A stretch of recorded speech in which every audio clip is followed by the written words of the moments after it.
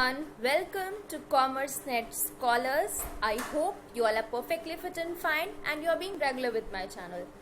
आज के वीडियो में हम जो टॉपिक्स डिस्कस करेंगे वो है हमारे एलिमेंट्स ऑफ डायरेक्टिंग, जिसमें हम सुपरविजन और मोटिवेशन आज करेंगे. Motivation I will be continuing in the next video as well because that's quite a lengthy and a very important topic for our UGC NET examination, so that has to be studied in detail and properly. So that I'll be continuing in the next video as well. आज के video में we will be starting with the theories of motivation. That is the most important topic for UGC NET examination.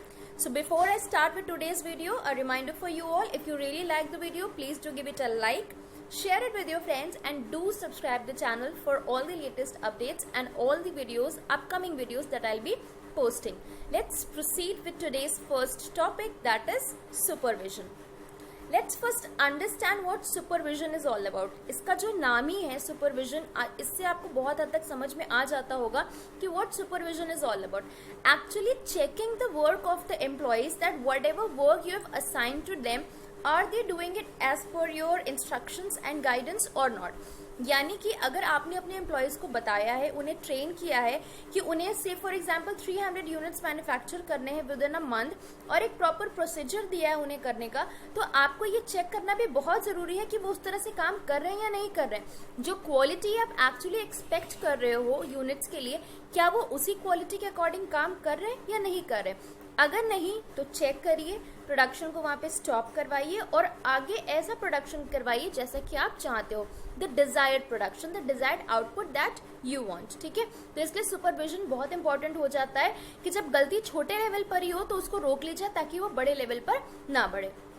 अगर importance of supervision की बात करें तो जो बाकी के हमारे 3 एलिमेंट्स हैं उनको ये बेस प्रोवाइड करता है. जो बाकी के 3 एलिमेंट्स थे हमारे लीडरशिप, मोटिवेशन एंड कम्युनिकेशन, उनको ये एक बेस प्रोवाइड करता है ताकि उनके लिए एक फीडबैक तैयार हो कि अगले उन लेवल्स पे, उन एलिमेंट्स पे जो हमारे सुपीरियर्स हैं उनको क्या स्टेप्स लेने हैं.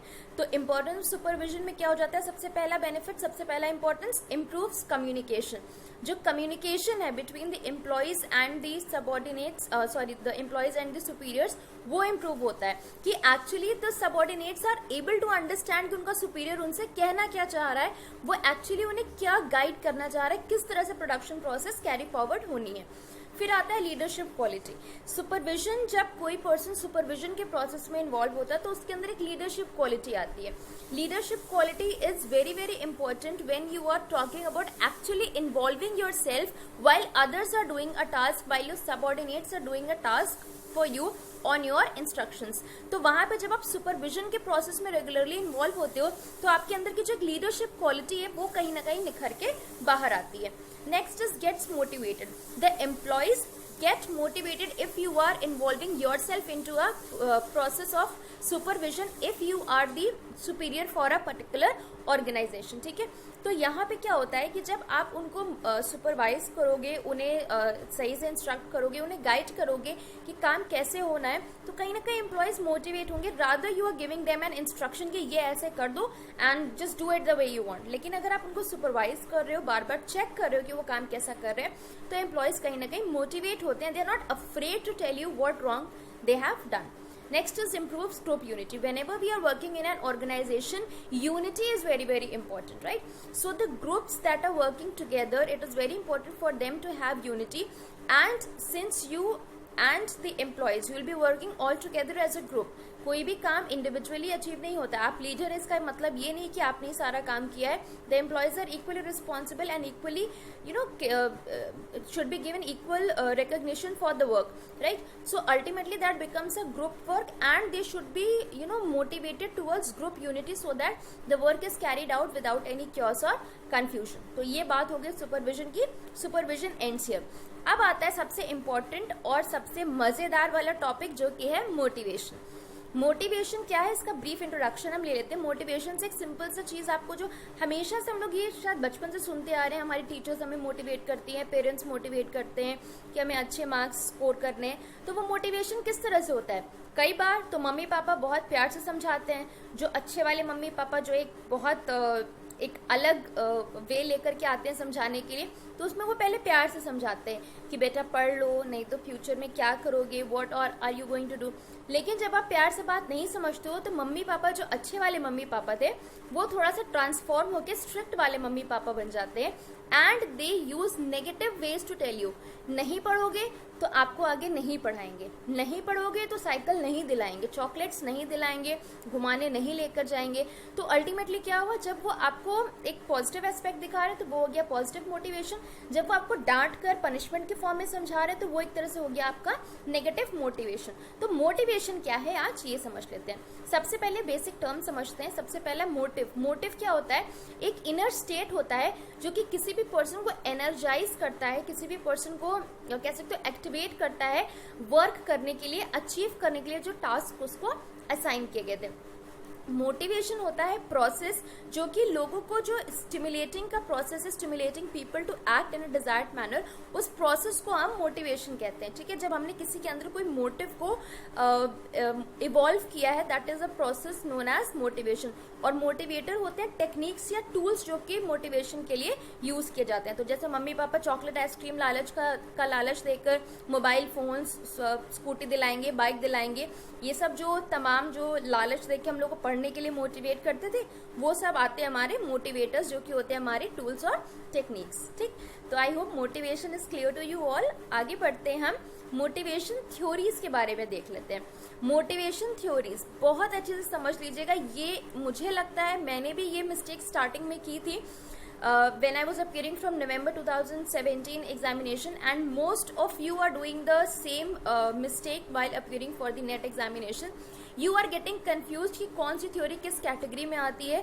तो I have just made an effort कि ये बिल्कुल क्लियर हो सके कि कौन सी थ्योरी को हम किस कैटेगरी में लेके जाएंगे। मोटिवेशन थ्योरीज की दो ब्रॉड कैटेगरीज है, पहला है कंटेंट थ्योरीज और दूसरा है प्रोसेस थ्योरीज। आज हम सिर्फ और सिर्फ कंटेंट थ्योरीज के बारे में ही पढ़ेंगे। कंटेंट थ्योरीज में आएगा Maslow's need hierarchy theory, Herzberg's two factor theory, McClelland's need theory, Alderfer's ERG theory. Whereas process theory में आएगा Vroom's expectancy theory, Adams equity theory, Locke's goal setting theory and Skinner's reinforcement theory. ठीक है, तो ये different 8 categories हैं theories की, जिसमें से 4 हमारी कंटेंट थ्योरीज और 4 हमारी प्रोसेस थ्योरीज हैं। तो जल्दी से अब हम कंटेंट थ्योरी समझ लेते हैं कि कंटेंट थ्योरीज क्या कहती हैं। कंटेंट थ्योरीज की एक जो खास बात याद रखने में आपको आसानी इसलिए होगी क्योंकि कहीं ना कहीं जो ये मैस्लोस नीड हायरार्की है ना, इसी पे ये सारी की बाकी की 3 थ्योरीज कहीं ना कहीं बेस्ड है, उससे आप रिलेट करके इसको आप इजीली समझ जाओगे अगर आपने मैस्लोस नीड हायरार्की थ्योरी समझ लिया तो। There are bit differences between all the 4 but more और लेस दे आर सिमिलर। तो सबसे पहले बात करते हैं मैस्लोस नीड हायरार्की थ्योरी के बारे में।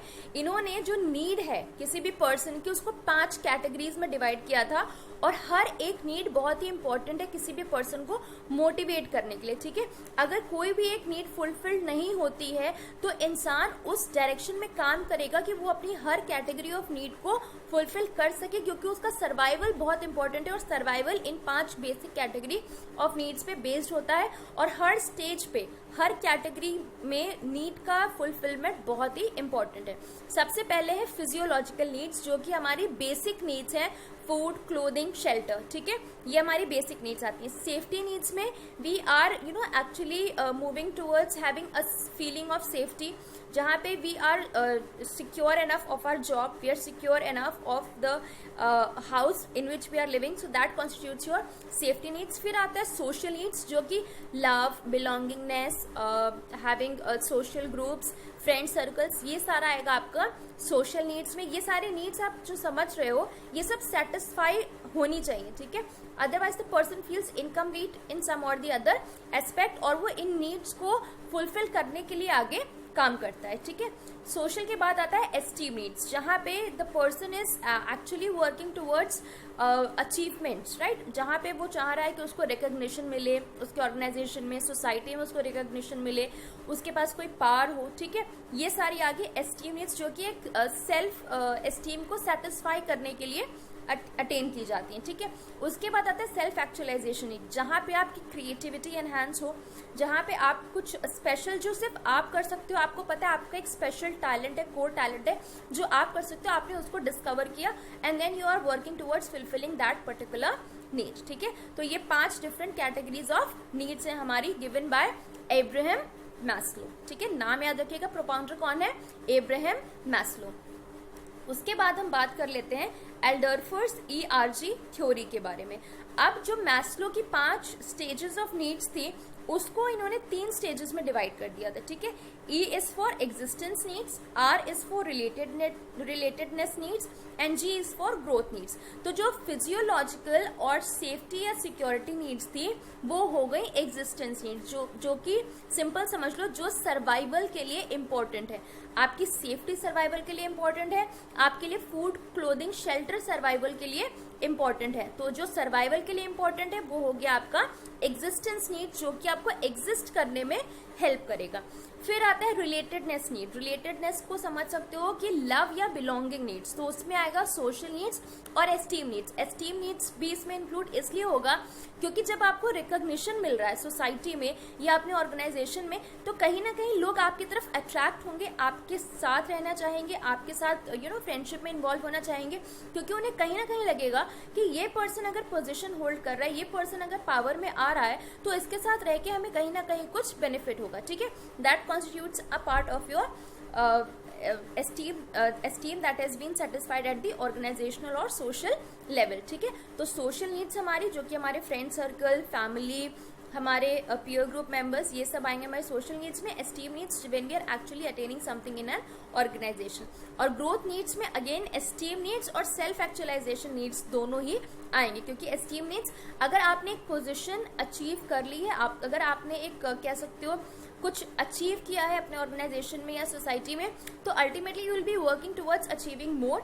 एंड सेल्फ एक्चुअलाइजेशन में you have to find out what is something so special about you, which talent you have which is different from the others, ठीक है। तो ये आएगा आपका self actualization needs, esteem needs, जो कि बन जाएगा आपका ग्रोथ नीड्स एल्डरफर्स थ्योरी में, ठीक है। उसके बाद हम बात कर लेते हैं मैकलेंड थ्योरी के बारे में।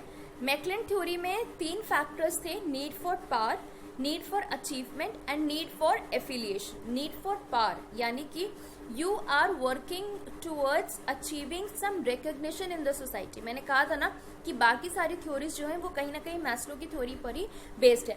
तो when we are talking about need for power, we are actually working towards achieving some position और डेजिग्नेशन इन आवर ऑर्गेनाइजेशन और in the society, so that we actually hold some power and we are capable of influencing someone else's behaviour, ठीक है।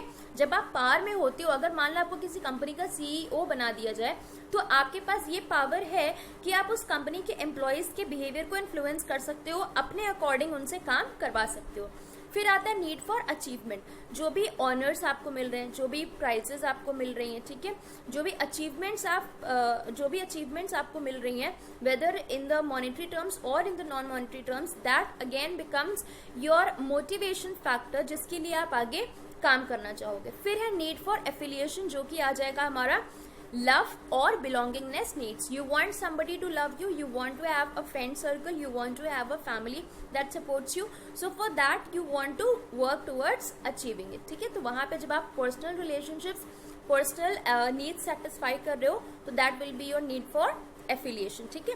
और last आज की जो हमारी theory है, जो कि है हर्ट्जबर्ग 2 फैक्टर थ्योरी, जिसमें 2 फैक्टर्स हैं, मोटिवेटर्स और हाइजीन फैक्टर्स। हाइजीन फैक्टर्स में हमारी सैलरी, जो भी हमारा वर्क कंडीशन है ऑफिस का, ऑर्गेनाइजेशन का, जो भी सिक्योरिटी हमें प्रोवाइड हो रही है वहाँ पे, कंपनी की पॉलिसीज हैं, सुपरविजन किस तरह का है, ये सब आएगा हाइजीन फैक्टर्स में।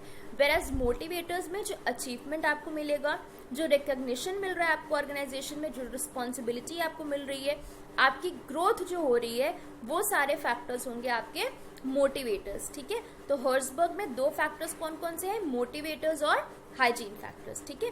So that's all for today's video. I hope it is clear to you all. Next video में we'll be doing the process theories and I hope today whatever we have discussed is clear to you all. अगर आपने channel अभी तक subscribe नहीं किया है तो please do subscribe it right now and be regular with the channel for all the latest updates. Take care. Thank you.